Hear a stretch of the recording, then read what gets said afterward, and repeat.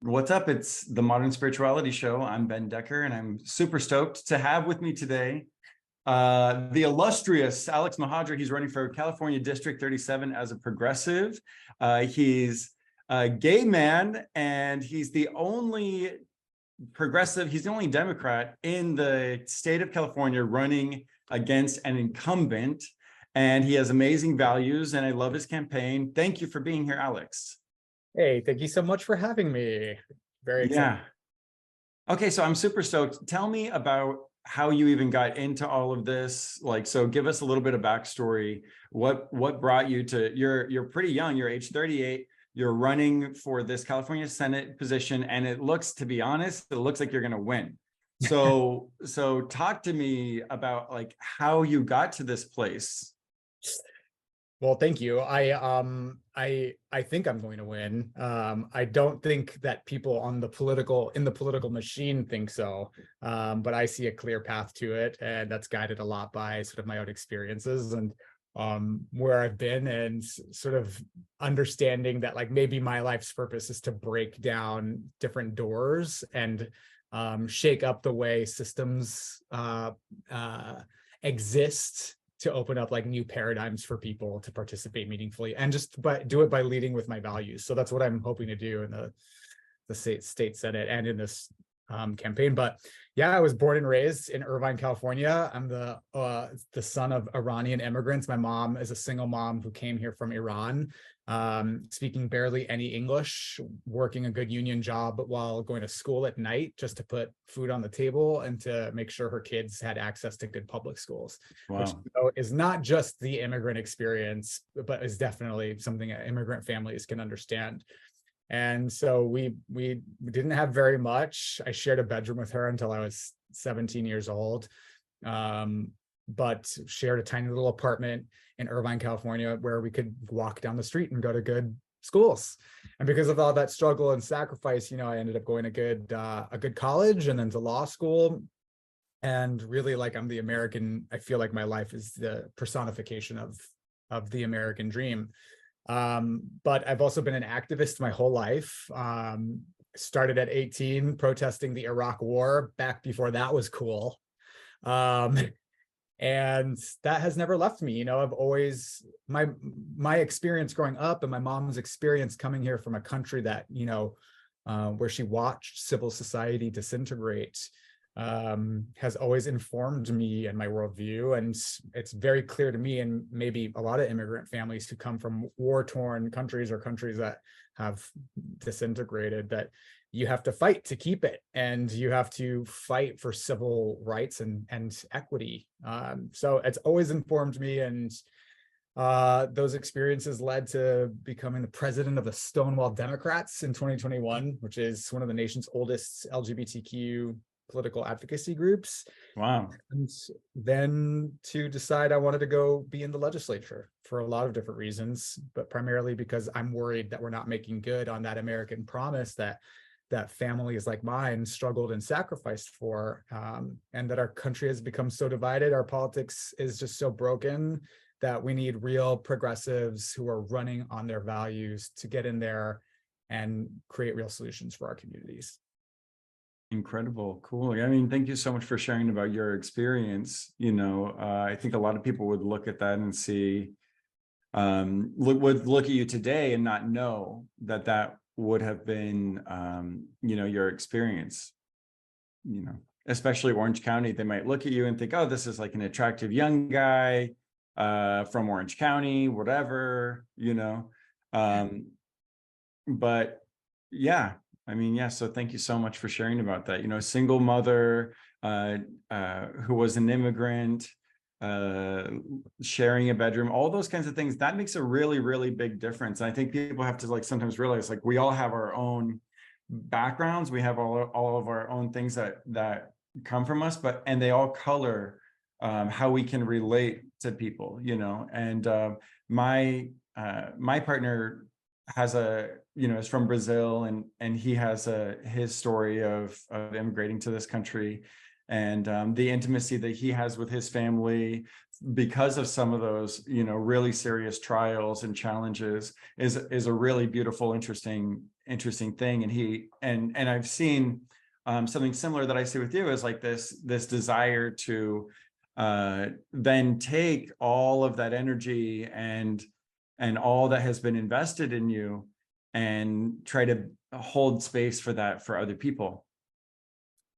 Yeah, thank you. And yeah, I definitely think there's a certain stereotype of people who are from Orange County. It's got an immediate representation of being very affluent, and it certainly is that. But Orange County has a lot of working class families and a lot of immigrant families and a lot of people who struggle and sacrifice, and particularly communities like Irvine have a huge Iranian American population. And these communities, these groups of people come to neighborhoods and towns like Irvine so that their kids can go to good public schools. It's for the American dream, right? But behind the facade of that, we have a lot of people who struggle to make ends meet. We have a lot of unhoused folks, and those unhoused folks, like, they have full-time jobs, right? They work full-time. They just can't afford to live in communities. So part of what makes me worried as I kind of come up, and I'm 38 now, I'm not exactly a spring chicken, though I'll note I'll be considerably younger than the average of California state legislators if I'm elected. There's like entire groups of families that have kids that can't actually come grow up and buy homes where they grew up. And so I just think there are more people struggling than people realize. And we've talked a little bit off air about how queer people, particularly, we grow up in these suburbs or in these communities, and then we leave, and then we leave a vacuum where there's no representation for those communities. So I'm hoping to be that representation for Iranian Americans, for the AAPI community, because Iranians, we are Southwest Asian, North African. So like I will caucus with the AAPI community in the California state legislature, for young people, for LGBTQ people, for working class families, for immigrant families. There's a lot of intersection in terms of where I feel like I come from and what I represent. And I think that is Orange County. And we have just never gotten comfortable electing real representatives from the community into these roles. And I think most people don't even pay attention to who their state senator is a lot of the time. But it's so important, because at this level, in the fourth biggest economy in the world, we have the real opportunity to get progressive solutions passed for the state, like healthcare, like climate change, like economic policies that help working class families, if we have the courage, the moral courage and clarity to elect real representatives from the community. Incredible. Yeah, I mean, I think that this is really, you seem to be on an early wave for what would hopefully be, a movement of millennials and Gen Z getting more involved in politics, bringing in more diversity into especially these different districts like you're talking about.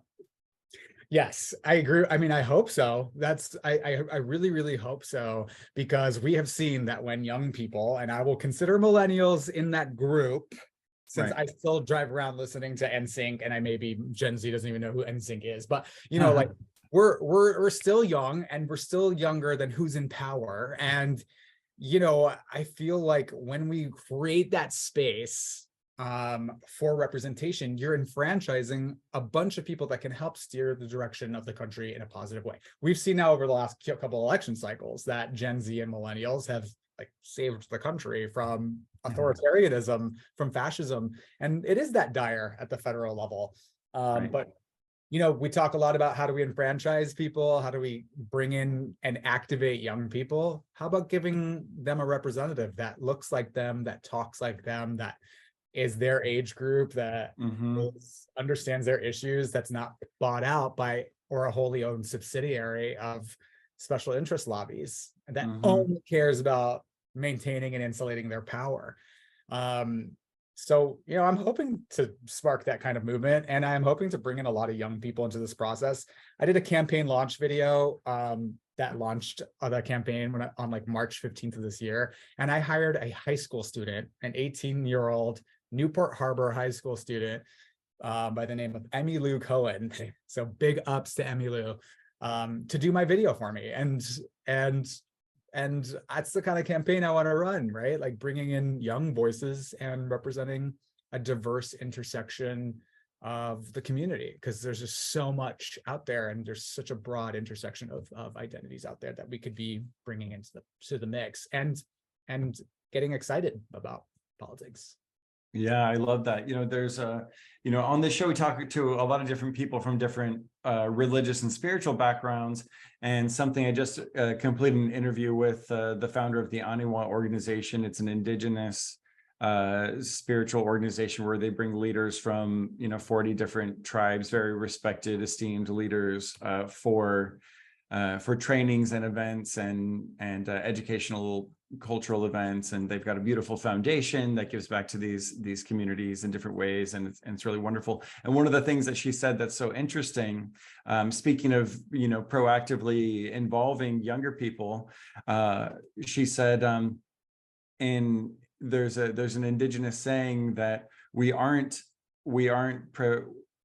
owners of the land, we're borrowing it from our children. And so there's like something very important and very special about thinking about future generations, thinking about children, of course, never forgetting the elders, never forgetting, all people who are there, but having a special reverence for children, and even in other spiritual contexts, in the Bible says, out of the mouths of babes come great wisdom. Every world religious tradition has some kind of acknowledgement of younger people and of children, especially, So I think it's really cool that you're prioritizing that. It's also so cyclical too. I mean, so like I have such a deep reverence for my mother. Exactly. As I see very clearly just how much she sacrificed. And in a lot of instances, in our immigrant families particularly, but not just in immigrant families, people who've probably been here forever, although we're Americans, we're all immigrants, let's not forget. And immigrants, right. We get the job done. Hamilton reference for you. But my mom, like I'm so clear on, and I've witnessed her sacrifice. And so much of what she did was give up her own dreams, her own hopes and aspirations for herself, to work to the bone. And she worked to the bone for 30 years, a good union job, just so that she could work overtime, because that union job ensured she could work and get time and a half for the overtime hours she worked. And that was the only way we could afford rent. And so she worked. Like I did not have a PTA mom, no shade to PTA moms. God bless if you were able to have the financial stability in your family where your mom or dad was able to show up in that kind of way. God bless, really. But we didn't have that. My mom was working, and I started working when I was 12. My first job was a paper route for the Irvine World News at once a week, every Thursday, throwing papers for $40 a week, because that was 40 extra bucks to help put food on the table for our family. Like we really scrimped and saved and struggled to get by.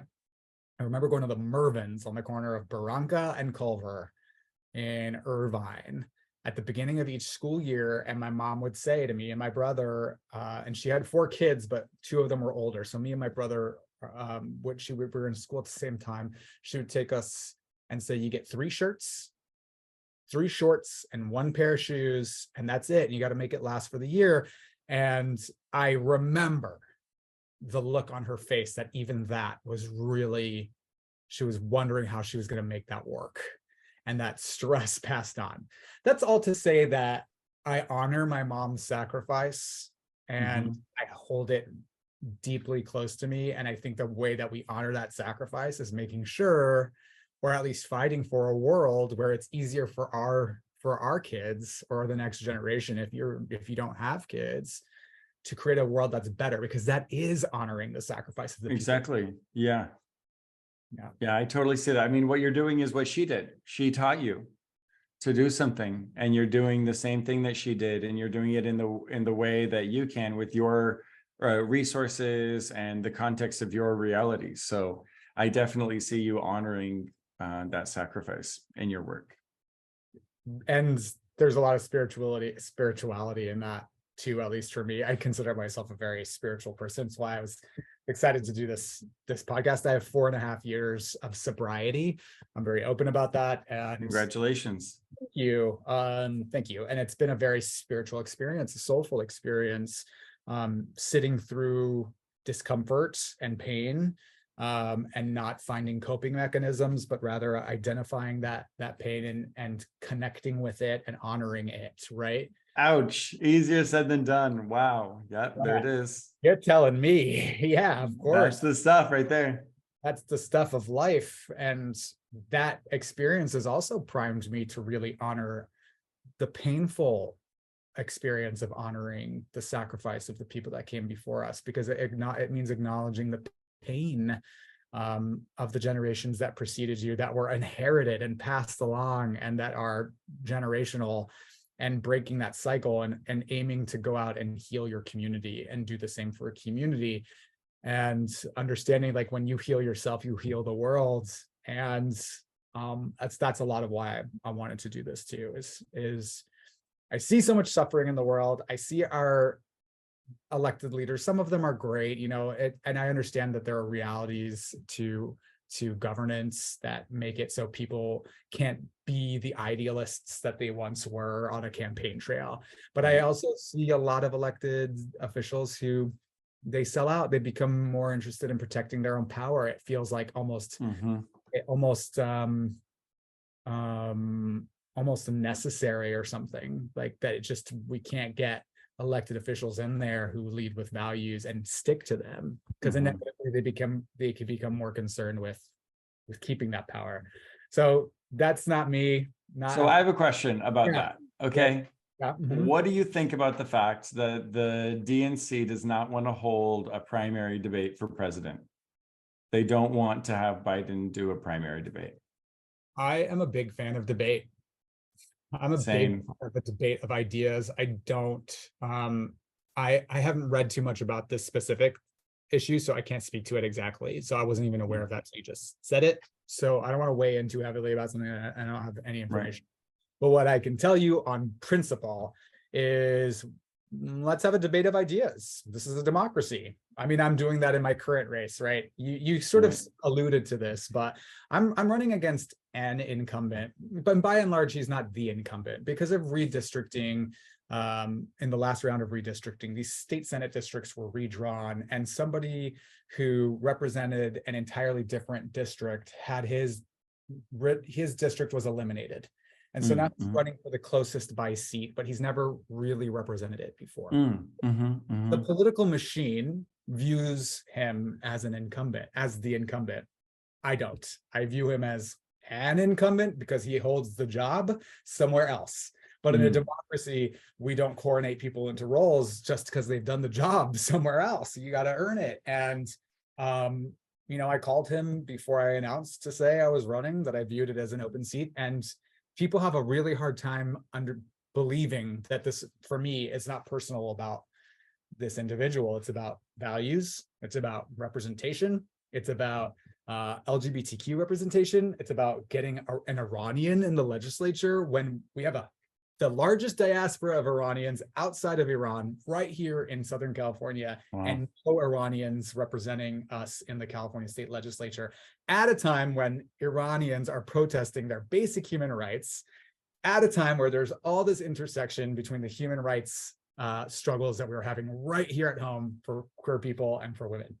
So like right now is absolutely the time for queer people of color and progressives to run for office, especially if that seat is open. And so to circle back around to your question, I'm a big fan of debate. Let's debate our ideas. Let's debate our values. In America, which I believe is the greatest country in the world, it represents an idea that is the best in the world, but we got to fight for it, right? It's great because we incentivize a competition of ideas. and Mhm. the best rises to the top. So let's have a debate of ideas. Love that. Okay, yeah. Well, just first of all, I love everything that you just said. That was incredible. I completely agree. And when it comes to what's happening, essentially, in a nutshell, the DNC is saying because our one of our guys is the incumbent, let's not even do a debate. He's who we want to put up. So I think some of us, some of the more progressive people, are kind of frustrated at not having the opportunity to do a turn up like we did, for Bernie in 2016, like we did for Bernie, Marianne Williamson, Elizabeth Warren, all these other people in 2020, and I think those of us who are excited that Marianne's running and loving her campaign, like myself, I would love to see her debate Biden. I would love to see what that conversation yields. And so yeah, with this specific thing, I've been kind of like vocally bummed and frustrated and / like maybe a little bit outraged that they're saying that they're not going to do a debate, And so there is a petition. We're trying to get a debate. And people are like, there's no way anyone but Biden could even win, blah, blah, blah. It's like, can we have a debate? Can we just like let a primary actually take place without you like needing to place hedge bets on who's gonna be able to win? Instead of that, can we just actually like play the democracy game and do the conversation thing, instead of the coronation? I think it's really apt that you use that word. That's the same word that we were using. We were like, an election's not a coronation. Like, come on, that's not, he's not the king. And it's interesting that it is happening right now, right as King Charles was coronated. Well, I want to say, Joe Biden was popularly elected, and he was elected fair and square. I think that's important to note. I Absolutely. voted for Joe Biden gladly, and Same here. and I just think, on principle, a debate of ideas is uniquely American, and Yeah. I'm always in favor of a debate of ideas, whether or not somebody has the possibility of someone being elected is not for us to determine. I think, Right. and I think saying we don't want to entertain a debate because it's not possible is Bogus. Bogus. It's bogus. it's machine. It's the machine. It's Yeah. definitely the Yeah. machine. That being said, like, there's also something to be said for the fact that, an incumbent president rarely loses when they decide to run for re-election, and yet, one just did. The former president did. Right. So, I think I'm a big fan of debate. I'm a big fan of debate, healthy, friendly debate. And Yeah. a lot of what's lost in America in politics right now is that we have lost the ability to talk to each other. And that's not just across party lines. I think the party line construct is sort of it's a construct, right? It's a difference in binaries that's been created for us in order to find oppositional value through opposition, which is so unfortunate and sad, because we have probably more myriad perspectives and viewpoints than this us versus them dichotomy allows for. And I hate that. And I think it's become very dramatic over the last couple of years, how it's Republican versus Democrat, us versus them, Black versus white, good versus evil. It's all meant to keep us incredibly divided. And Right. I think we need to start building bridges and talking to each other again. And that starts with having civil discourse, civil debate, a debate of ideas, not just across the aisle, but within our own caucuses, within our own parties, especially the Democratic Party we are not, and this exists not just in parties, right? Like in communities, like the LGBTQ community is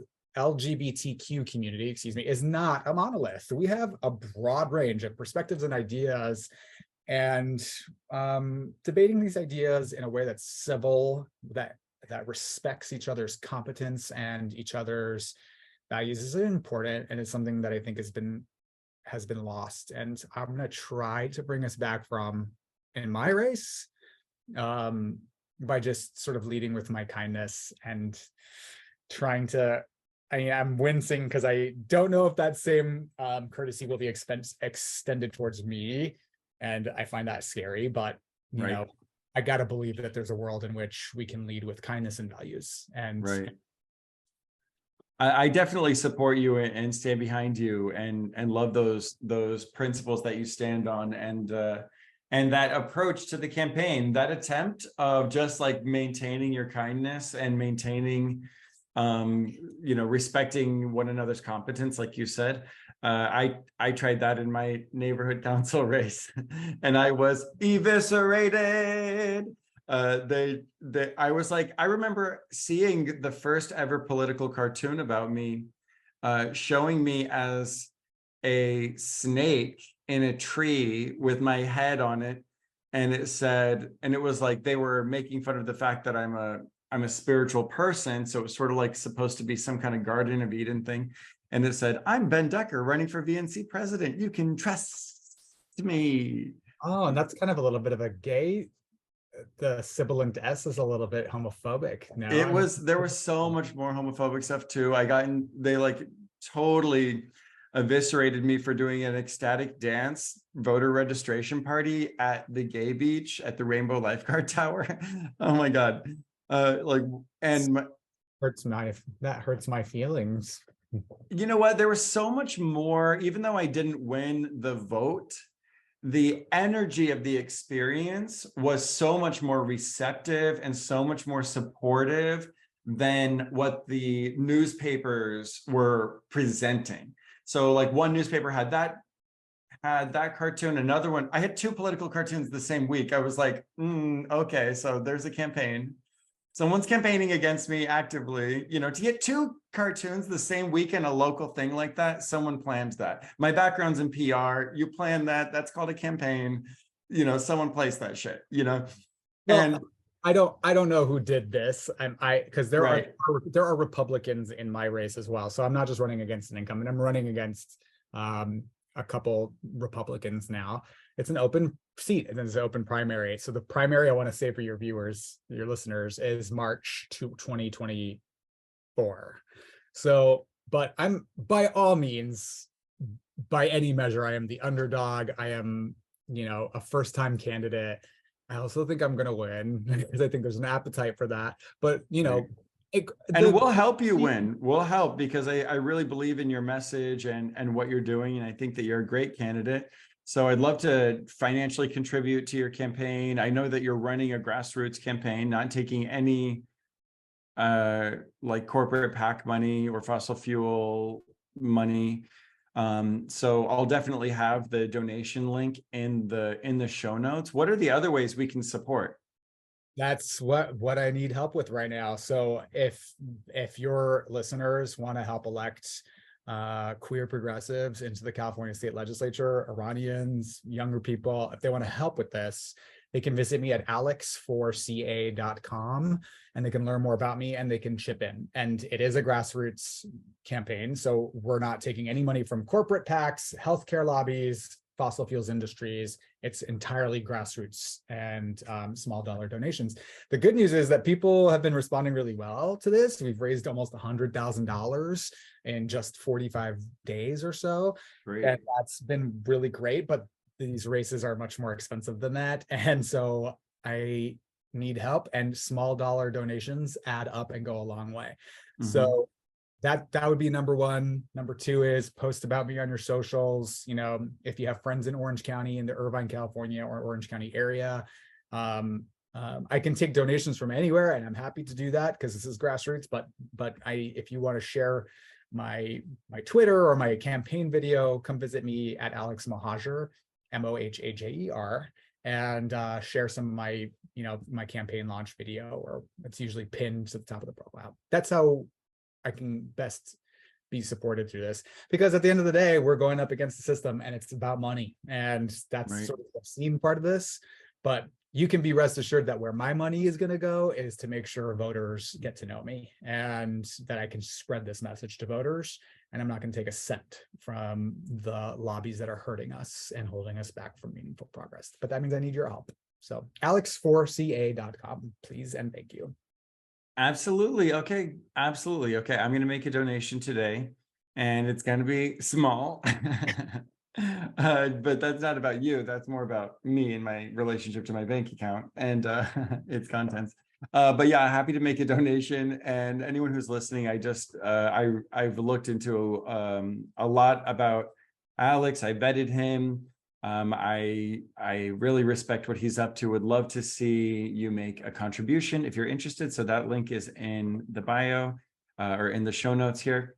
And I'll also put your social media in the show notes so people can follow. And I'll be retweeting you and sharing and supporting throughout the whole process. So we've got a little less than a year, right? So we have plenty of time to really build a lot of awareness and a lot of momentum.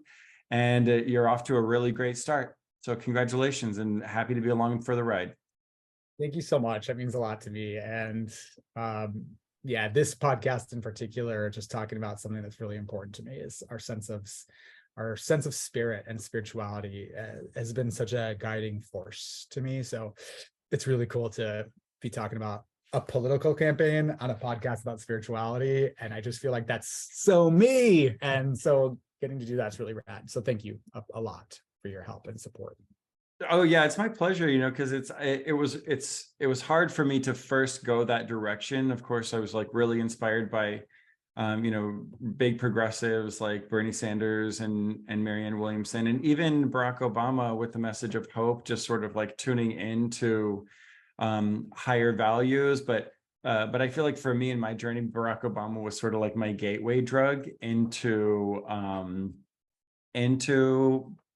progressive politics. Like he interested me, and then I was like, I was like more interested in what that hope could actually translate to as far as individual policies. Because I was, I was pretty young when all of that was happening, and I was just sort of like really getting into learning more and paying closer attention to politics. And then the just being able to pay attention to different things happening more locally. So I think a lot of times people will be inspired by a national campaign, and what I'm excited about is to elevate a statewide, a more local campaign, because I think that what you're doing is so important. I think that we need to see you run. We need to see you succeed. I'd love to see you win. And I'd love to see you kick ass in there. Well, let me tell you what. So why, and I don't know if we're wrapping this up or if we've got more time. We got some time. Okay, so why is this this is so much more important than your sexy congressional races, right? These state Senate races, these state assembly races are so important and not at all as sexy and don't get as much attention. And they're so freaking sexy, okay? And here is why. Our federal government, love it or hate it, is gridlocked. We have an anti-democratic filibuster in the US Senate that holds us back, even when we've got control of all chambers of government, from making any meaningful progress on some of the most pressing issues of our time. So even when we've got control of all three houses, we've got a Supreme Court that's been stacked by unpopularly elected conservative presidents, hell-bent on overturning and undoing our rights. And then the House of Representatives flips back and forth, regardless of who's president.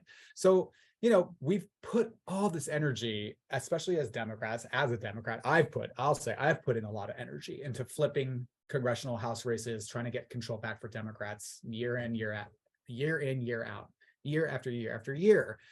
But those anti-democratic institutions and roadblocks are still going to be there. If we want to get serious about real solutions, and if we understand that California has the power to do that because what we do here affects the rest of the country, we're one of the biggest economies in the world, then we better start focusing on our state legislature here and putting attention into it, because I don't think we're going to get it done at the federal level, not anytime soon. And we don't really have any time left. LGBTQ people don't have any time left. Right. We don't have time. Women, we don't have time. We don't have time. And the environment certainly doesn't have time. I was 8 years old riding my bike to school down West Yale Loop in Irvine, to Alderwood Basics Plus Elementary School and getting instruction on climate change. That was 30 years ago. It is 30 years later. I drive that same stretch of road and I look around and I ask, where are the solar panels? Where are the charging stations? Where are the EVs? And we're all like in this, like, hey, like Biden passes like an infrastructure bill that like gets a little bit of movement on this. And meanwhile, like I'm over here and a lot of us climate activists are over here being like, the time for bold action on this was decades ago, and we are out of time, and we can't afford to just keep electing people into our state legislatures that take money from fossil fuels. Right. And people do, from both parties, spoiler alert, and I hate to be negative, but they do, from both parties. Right. And it's the time for that is over. It's the paradigm has to shift. So your state Senate race is sexy AF and needs your attention, not just here in Orange County, but across the state. Pay attention to who's running. Absolutely. Absolutely. Okay. Thank you for that. Very inspiring. Maybe we'll have you on again. We'll go more into your spiritual background and kind of dive in that direction. But today, I really wanted to just introduce your campaign, you and everything that you're representing. So thanks so much for being here today. Thank you so much. Thanks for having me. Yeah, my pleasure.